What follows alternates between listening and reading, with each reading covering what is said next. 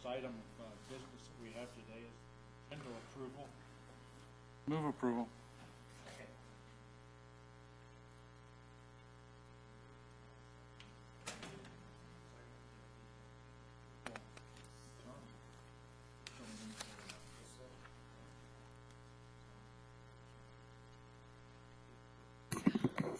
So all those in favor say aye on the agenda approval.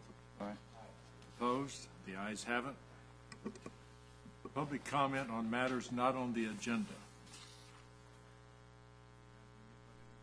Talk on items not on the agenda.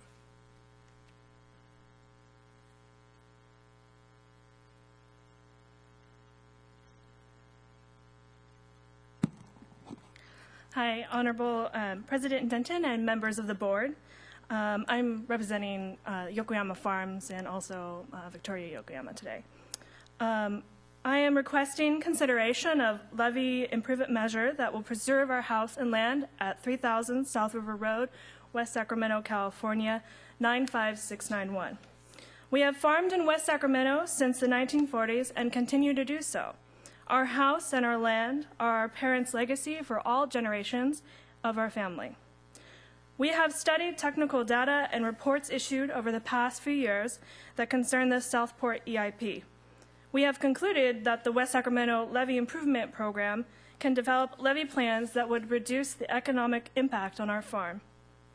Plans for Lake Washington Boulevard along our northern border and Village Parkway through the middle of our land will minimize farm operations, remove vast amounts of usable acreage, and isolate the western section.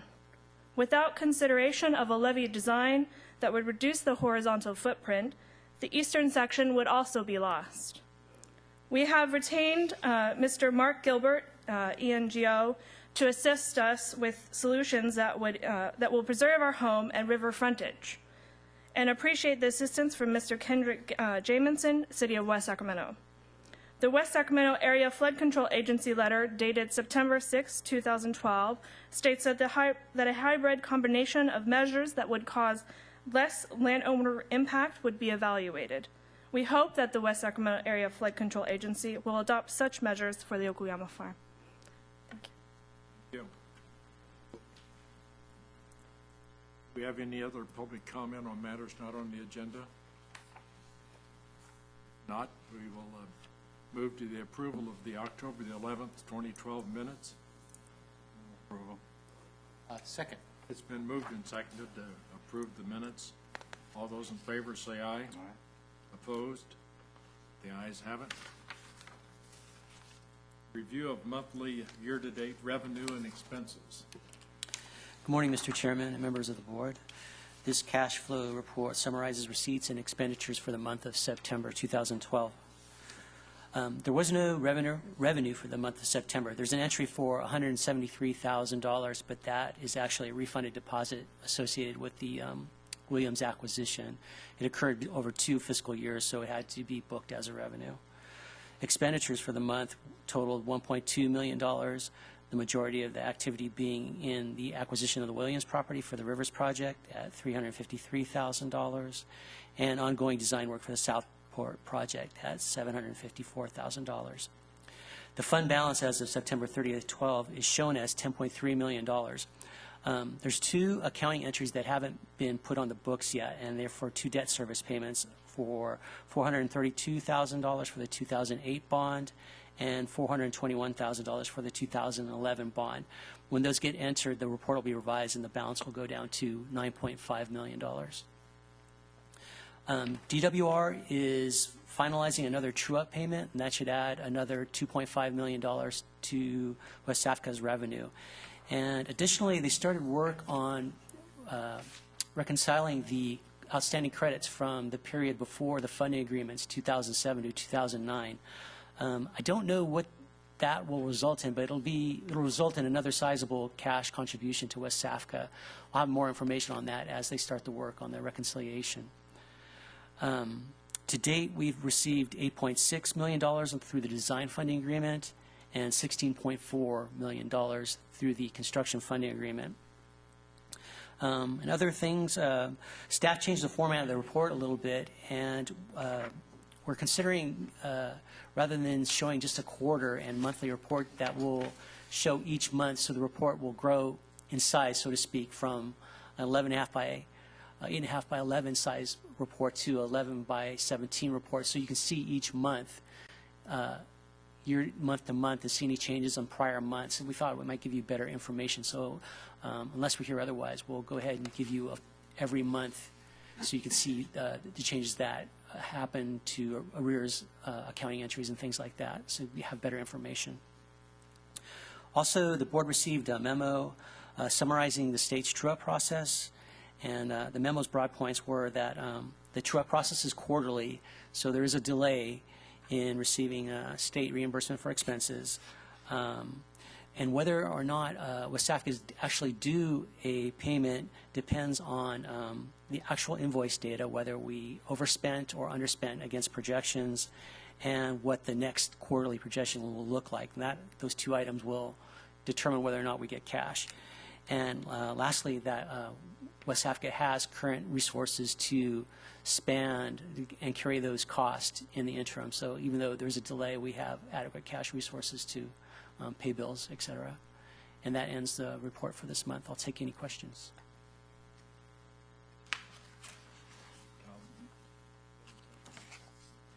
Well, I guess I'll ask a question on the cash flow.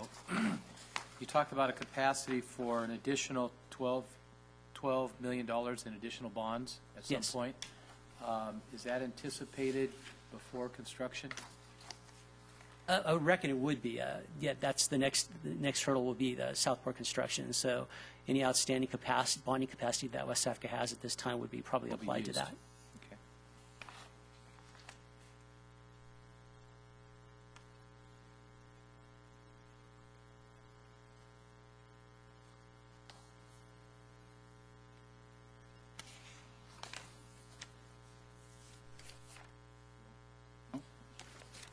Thank you very much. You're welcome.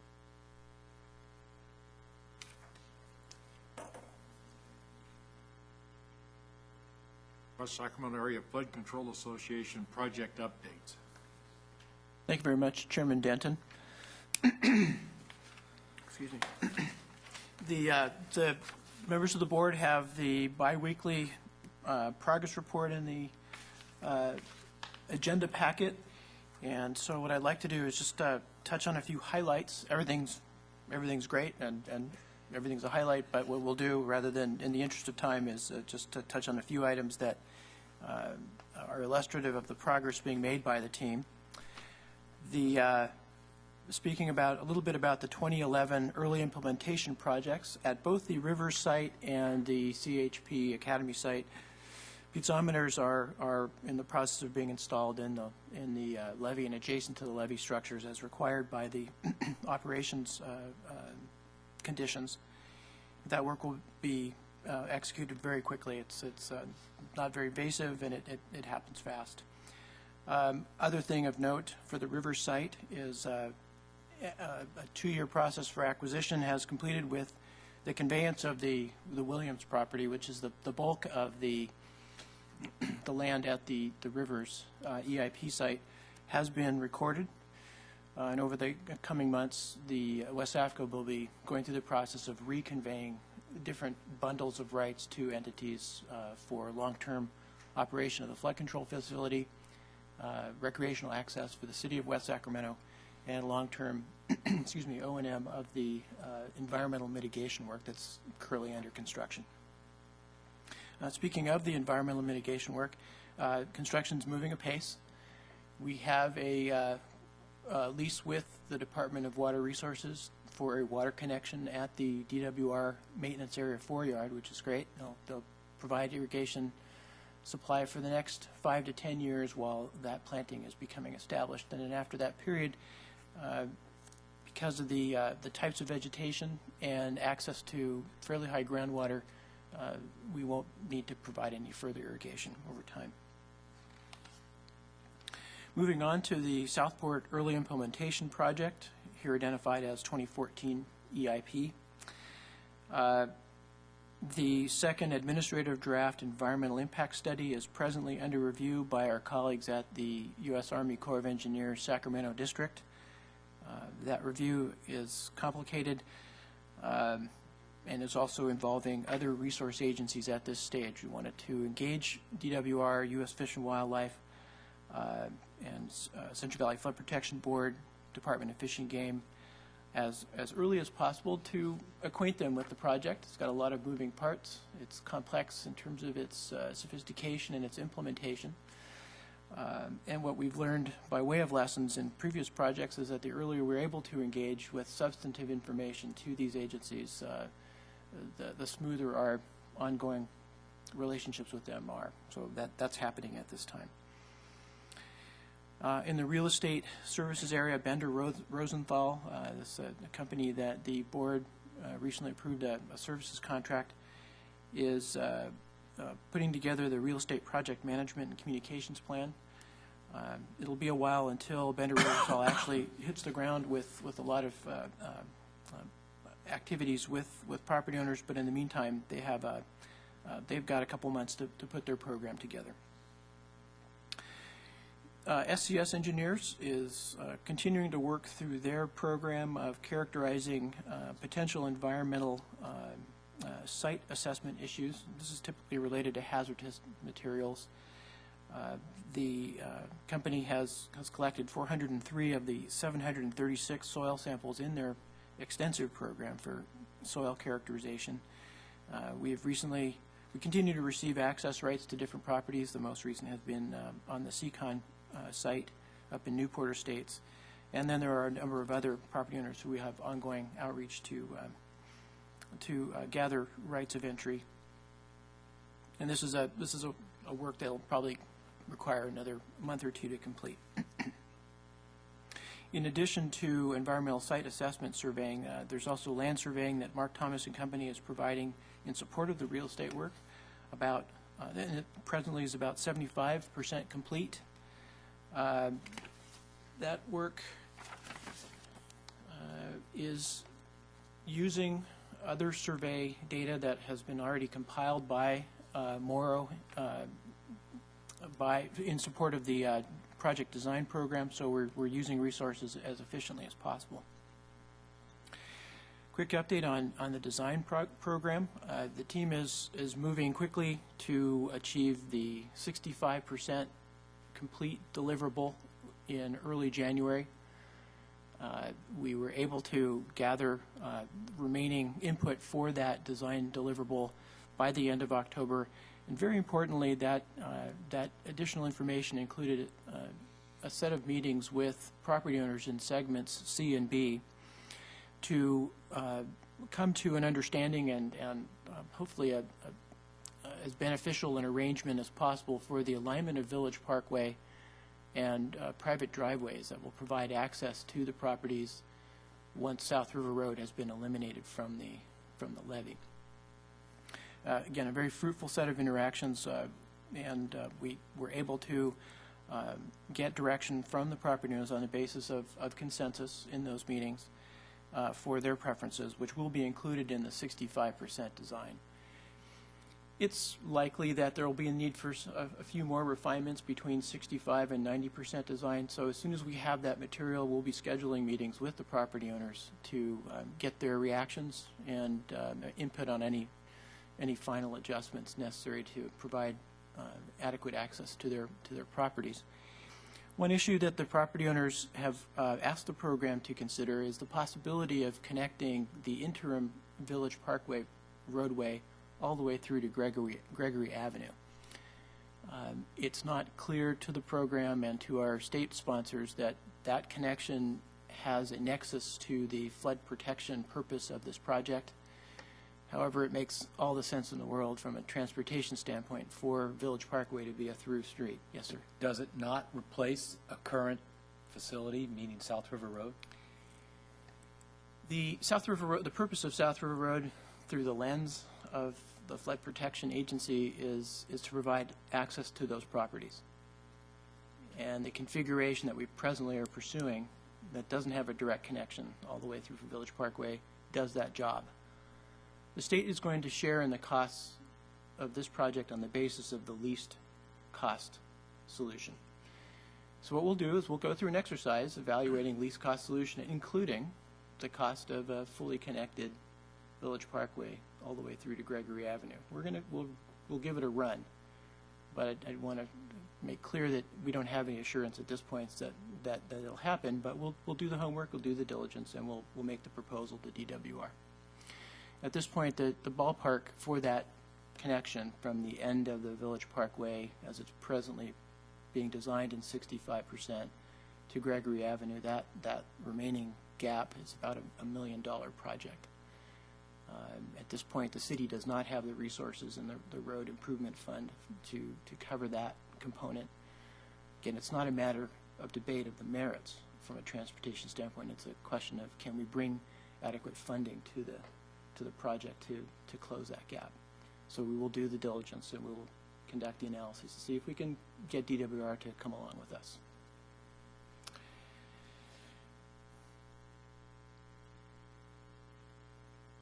Any other questions about the Southport EIP? I've covered a lot of material very quickly. I just want to make sure that if the board has any questions before I move on to another project that we covered them at this point. The only question that I have, and it really pertains to the 2011 EIP Rivers. I see where Secretary of Army Darcy has denied our request for waiver. If and when the GRR is completed, does that take them out of the process and we do get the upfront monies and things that we have put in? Great question, Mr. Christoph.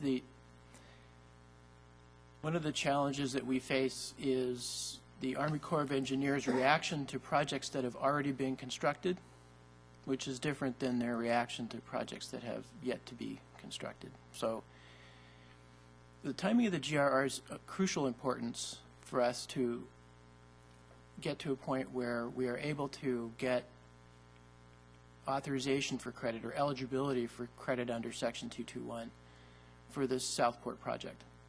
So we need the GRR in place, or at least establish a particular milestone, the public draft milestone of the GRR in place before we go into construction on Southport in order to, again, follow all the rules as we now understand them to have eligibility for 221 credit.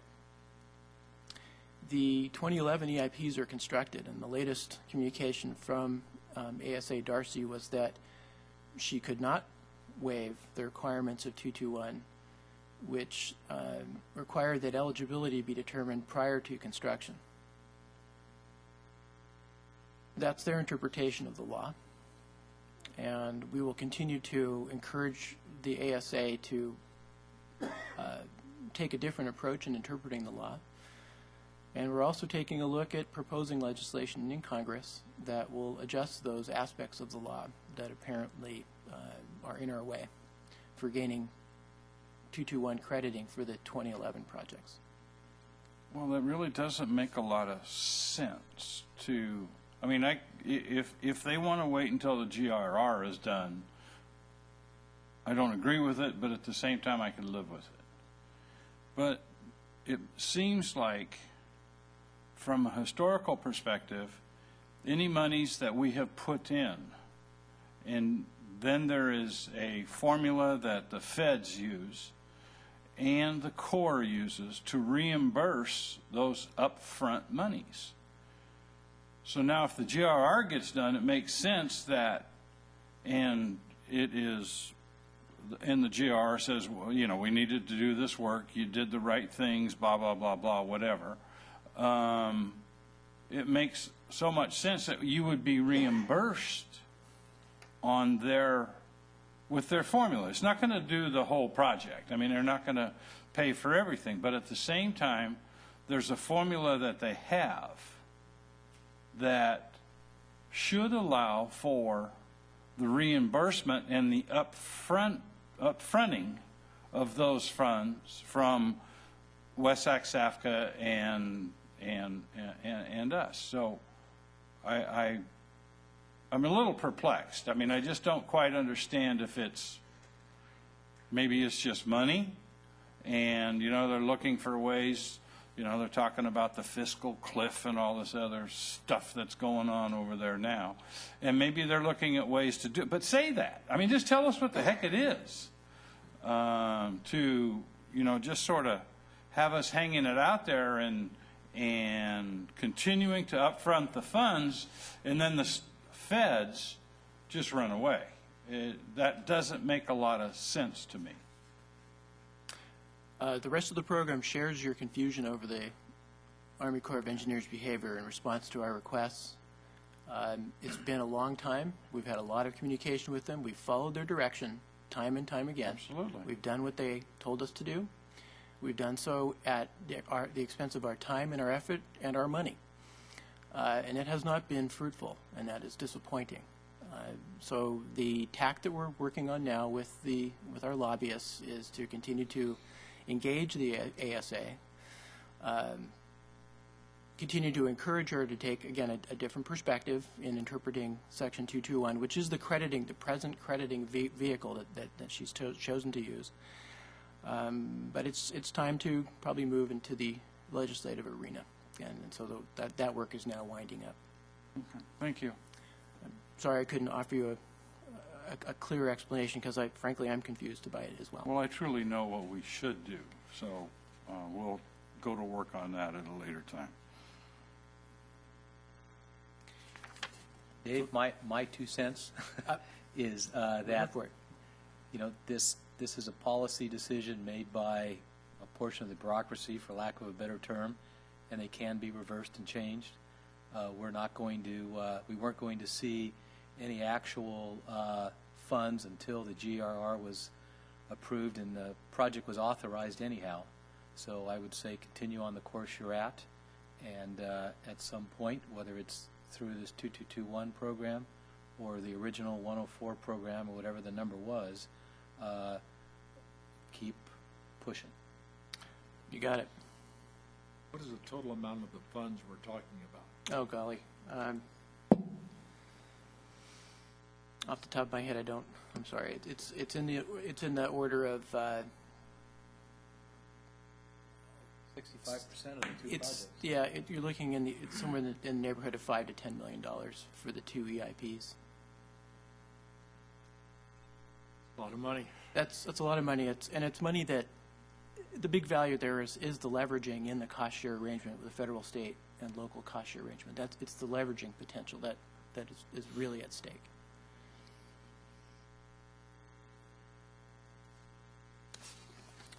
So moving on to a couple other highlights, we've talked about the GRR, the General Reevaluation Report. This is another activity that is in some ways struggling to work itself through changing rules. The Corps of Engineers continues to work in figuring out what the planning modernization process means to this GRR, as well as the 250 other GRRs that still remain in the Corps' nationwide portfolio. We continue to work closely with Corps staff. In fact, met with them yesterday and provided an in-depth briefing on the Southport Early Implementation Project to help them understand the process by which WSAFCA has gone through to evaluate alternatives and progressively screen those alternatives down to an identified preferred project for 65% design. In some ways, way too much information for the feasibility level study that they're in the middle of, but it helps them understand our rationale, the approach of the agency in selecting a project, and provides them a lot of information that they wouldn't otherwise have to spend our money and the state's money in generating. So that's the level of interaction that we're having with staff at both a technical level and at an administrative level to keep the study on track. A milestone that we're waiting for and increasingly eager to see, however, is vertical confirmation, so district, division, and headquarter confirmation on a scope, schedule, and budget to complete the GRR. Right now, this preliminary schedule shows us achieving a the public draft combined GRR and environmental document in August next year, and completing a chief's report end of calendar year 2014. That first milestone is of crucial importance because we presently understand that that's the milestone that the ASA will recognize as the moment at which she can provide a letter of eligibility for credit, for Section 221 credit. And that has to line up with our schedule on the Southport project. It's pretty close. So again, looking ahead at this point, we're still in okay territory. But if that date continues to slip later, we approach the same kind of jeopardy in the circumstances we found ourselves in with the 2011 projects, where we went down the path with them, we followed their direction, we let a contract for construction because we wanted to hit a construction period, because the risk is there every wet year, and the state money isn't going to be there forever. We will need to proceed with the Southport project, and we want to make sure that the GRR milestone is in place in order for us to pursue crediting under the present rule set as we understand it. So that's a project of continuing attention at the highest level and a lot of energy in helping them move along. Yes, sir.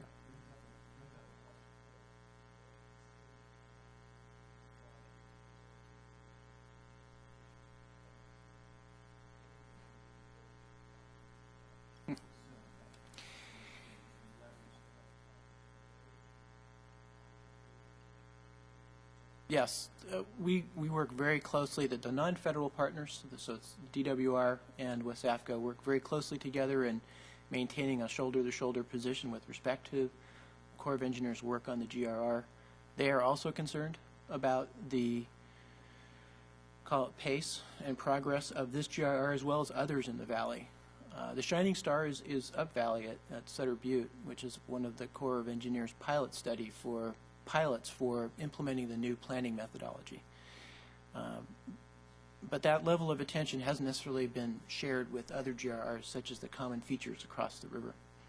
So the state is very concerned about the progress on GRR, the way that the Corps is handling it, the prospects for authorization once the GRR is done.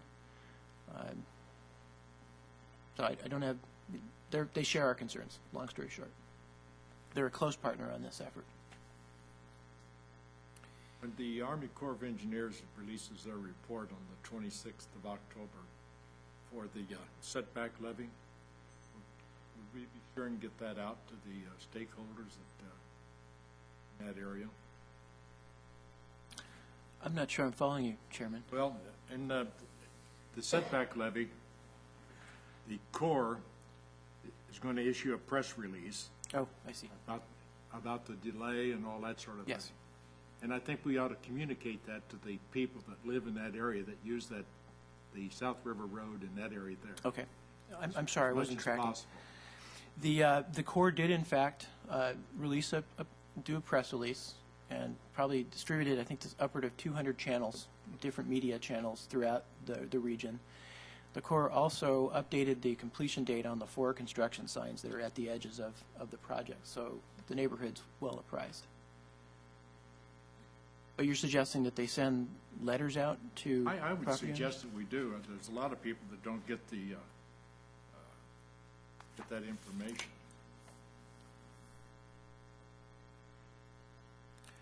I'll take a look at I that. think what we got to do, we ought to. It's going to add up to quite a bit of We have money. to keep the people in Southport, especially, as informed as we are ourselves in what's happening. I think we just have to do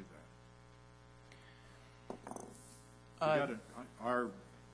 We have a contract with our public affairs operation, that sort of thing, and I think maybe we ought to be utilizing them maybe a little bit more than what we are. Okay. Because there's a lot of questions that come up and that sort of thing. And I would hope that the staff would get together and talk with Victoria and Hannah about the farm that they have and see if we can't really talk to them and find out exactly what's going on here. They talk about a road that's going to separate their property. Well, that's a city problem, but I think it's something that we should be involved in, and as far as they're concerned, it's a concern that they have, and that sort of thing. I'll reach out to the Okuyamas, I will reach out to the Okuyamas, and if they're amenable, we'll meet with them. Good. With respect to notification to the Southport community about the continuing closure at the Sac Bank project, I think that's what you were referring Yes. to. That so one approach certainly is a mail out to each property. It's fairly expensive to do that. Another approach, probably slightly less cost, would be to do a utility mailer insert. Would that work I for you? don't care how you do it. It's just so Okay. that the information gets out. You know. Okay. I think we'll pursue a utility bill insert, and we'll target it to that part of town. I guess for me, the frustrating part of all of this, and that is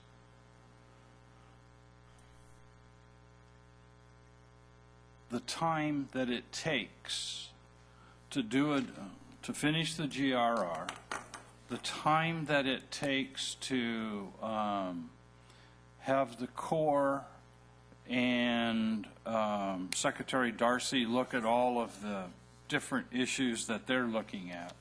It seems like it just takes so much time that it could potentially put us into another wet year. I mean, and that's what I'm concerned with. I mean, if I could build that damn thing now, I'd just go ahead and do it. But, you know, you really can't. I mean, there's a lot of planning and a lot of other things that need to go on.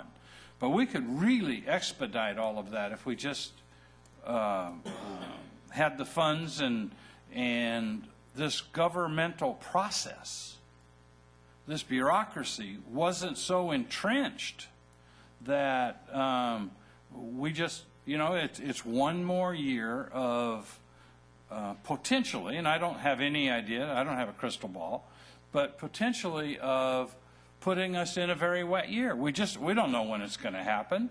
So, I mean, that's the frustrating part for me. And I know it is for the board. I mean, we all want to get this thing done and protect everybody tomorrow if we possibly can. I think we know the solutions. We may not have the exact plan, but I mean, I think we know a bit more about the under seepage. I think we know a bit more about a lot of different things to protect the community better. But at the same time, it just seems like it just takes so long to work through the bureaucracy. It just gets frustrating for us. And I know it does for you guys too. You know, you want to have all that. But one thing I will say, and that is, from a flood protection perspective, our community is better prepared and is safer than the last 25 years that I know of, that I've been on the city council. You know, we have done some good things, and it's not that we're tooting our own horn and everything, but sometimes the different things change. The system comes in and things change. I mean, we really never had a good idea 20 years ago about under seepage, and now we do.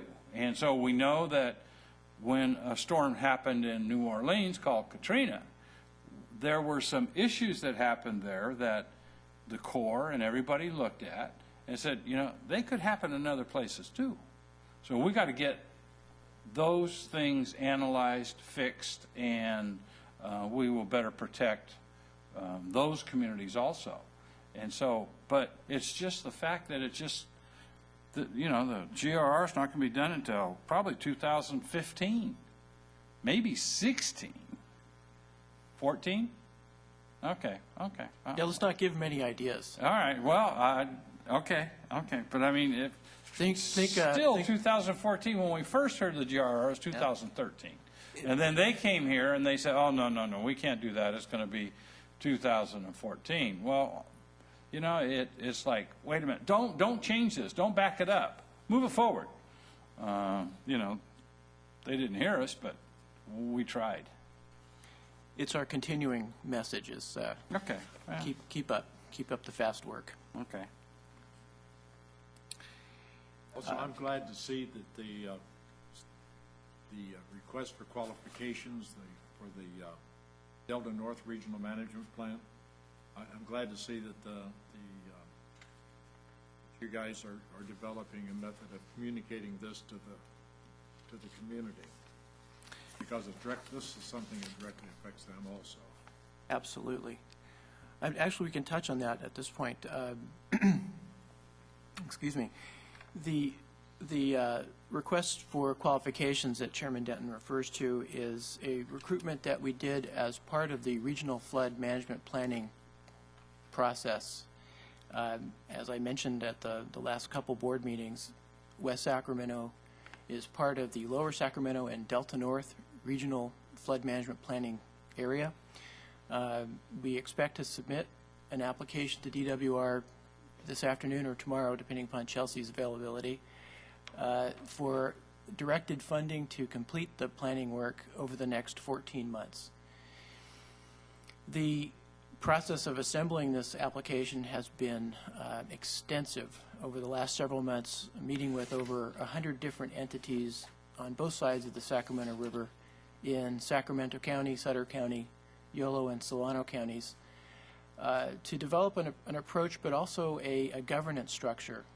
This is something that the state hasn't done before. The DWR attempted it and couldn't quite figure out how to do it when they prepared the 2012 Central Valley Flood Protection Plan. So now DWR essentially punted to the regions to figure out how to, from the bottom up, figure out a list of necessary improvements and non-structural changes, as well as priorities for the state to consider when making investments over the next 20, 30 years.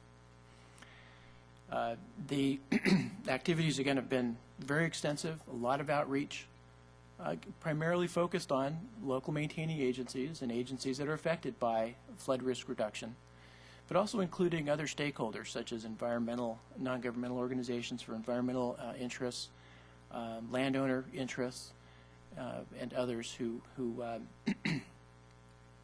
have a stake in the overall process.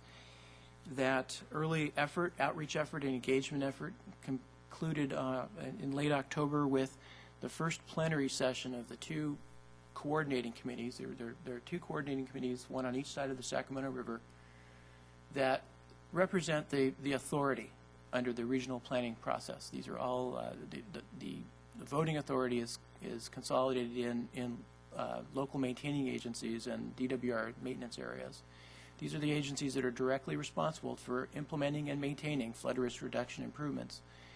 But these coordinating committees are broad platforms for outreach and participation, so including, again, all the other stakeholder interests. That session was held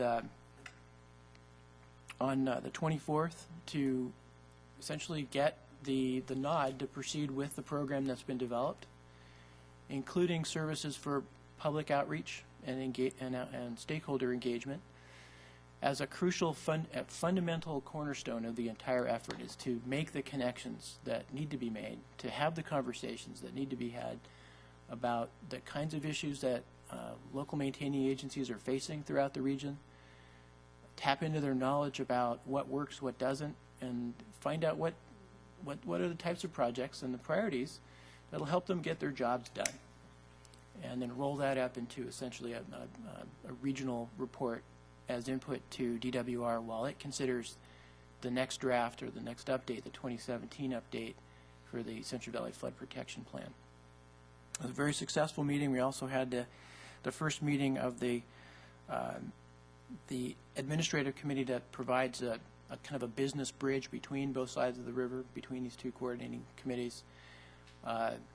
In addition to the outreach consultant, we also have retained, or will be retaining, and I'll be bringing those contracts to this board in December, a a group of consultants to help the flood management process understand all the other kinds of planning that's going on in the region related to water supply, water quality, environmental enhancement, agricultural activities. This was another blind spot in DWR's work in the Central Valley Flood Protection Plan. We all knew while we were working on the flood risk reduction content of the plan that there were several elephants in the other room, such as the BDCP or environmental restoration going on in the Yolo bypass, but they couldn't figure out how to make those connections and integrate and bring those other planning processes into the flood arena. That's a major component of this work over the next 12 months, is to make sure that we're informed about the other initiatives that are going on and looking for opportunities to develop multiple objective projects that yield benefits for all the different stakeholders in the region. So again, we're going to submit an application in the next couple days. DWR will be receiving applications from 7 other regions in the Central Valley. We expect that DWR will probably need a couple months to work through those applications. DWR had initially budgeted $5 million for the 9 regional planning efforts. A couple of them have consolidated, such as ours. And it's very likely that the proposals coming in from the field are going to amount to more like $8 to $10 million. Again, it's fully within the budget allocated for this type of purpose at the planning level, but it isn't what DWR had initially expected. So we're anticipating they're going to need some time to chew on it. We'll also be asking them to give us the early authorization to begin expending funds just to get started, because whether we start this year or next year, we still have to put the planning process together. We still have to begin making contacts. We still have to start gathering and doing research, gathering information and doing research one way or the other. And we'd like to start now. We'd like to start as soon as possible because it's going to be a busy year. This isn't going to include our money, though. No, the money that WSAFCA and SAFCA have fronted essentially get us into the game, get us to the point where DWR will begin reimbursing expenses. I don't think we want to find ourselves in the same position we did with the Army Corps of Engineers, where we do spend our money and then they guarantee us so much they're going to pay us back and don't do it. So we don't want to get caught in that thing with this one. No, we don't. So that's the update on the Central Valley Flood Management Planning Program. One last thing I'd like to mention, though, is that I think emblematic of the level of support that's been achieved in the region, this application will be submitted with letters of support from the Yolo County Board of Supervisors, also the Yolo County Water Resources Association, and another letter with 20 different signatures from staff and executive level staff of local maintaining agencies and other local agencies within the active planning region. So it's been quite an achievement just to get this level of concurrence and buy-in, and we feel like it's the right start. 30 RD districts, reclamation districts. Oh, yes. Already signed up for this thing. A bunch of them. And in fact, if the board, if you want to take a look at the geography of it, that's affected by this, you take a look in the board packet, you'll see a map after the biweekly status report and give you just a quick image on the geographic scope and the number of entities that are engaged. And this is just a map of the reclamation districts. So what you don't see here are all the municipalities, the counties, environmental interests, landowner interests. It's going to be quite an enterprise.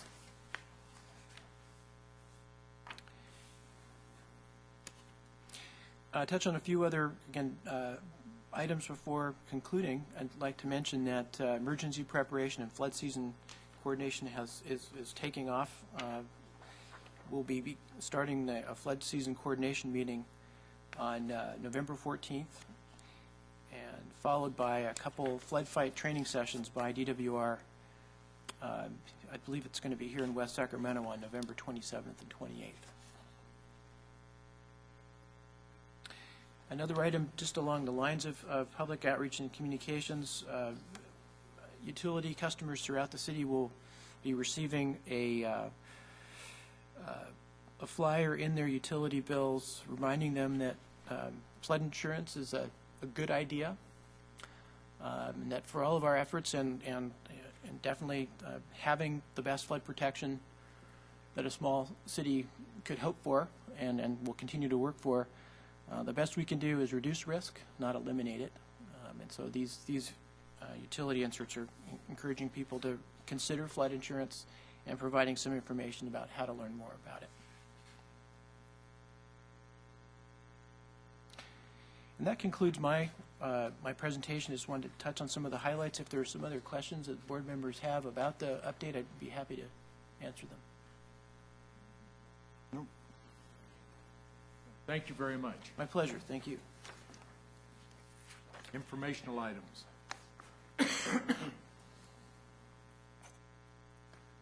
Have any informational items? I'm sorry.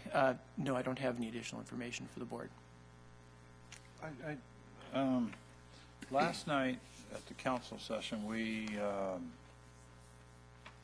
our federal lobbyist, it was time for us to take a look and see, should we change what's really going on in that, because we've had Holland and Knight for a number of years. And we chose to stay with Holland and Knight. And so I guess one of the things that, since we have the same administration, but at the same time, there certainly will be some changes from an administrative perspective. I mean, people back in Washington, they've been on that job for 4 years, and so there'll be some changes.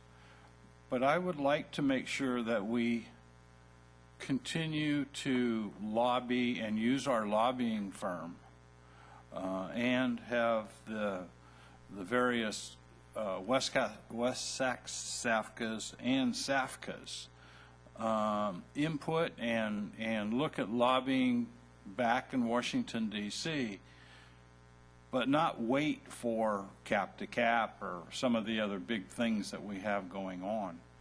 Because, quite frankly, it's too late. The appropriations bills are already in. All these other things are already happening. And so in January, maybe late December, late December won't work because they're not there, but in January and early February is when they start to put these appropriation bills in and they start to allocate some funds and they get down to, serious business.